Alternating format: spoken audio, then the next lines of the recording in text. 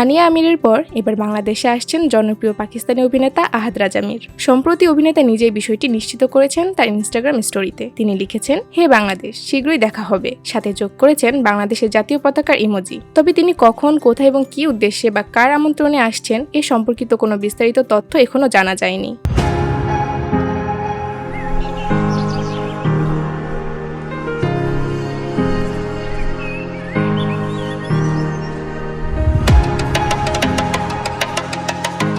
Pakistani TV নাটকের মাধ্যমে বাংলাদেশের দর্শকদের কাছে আহাদ রাজা মীর বেশ পরিচিত।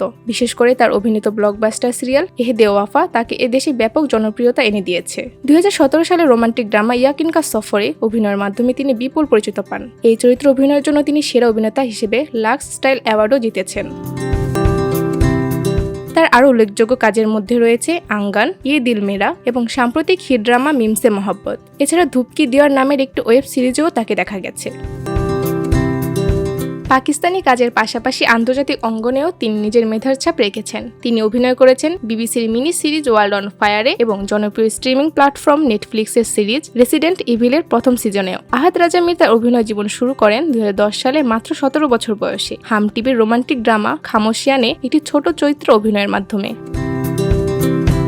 কানাডায় থাকা অবস্থায় তিনি মঞ্চ অভিনয়, নির্দেশনা এবং লেখালেখিতেও অভিজ্ঞতা অর্জন করেছেন। বাংলাদেশে আহাদ রাজা মীরের আগমনের অপেক্ষায় রয়েছে তার অনুরাগীরা। VOD Bangla news desk.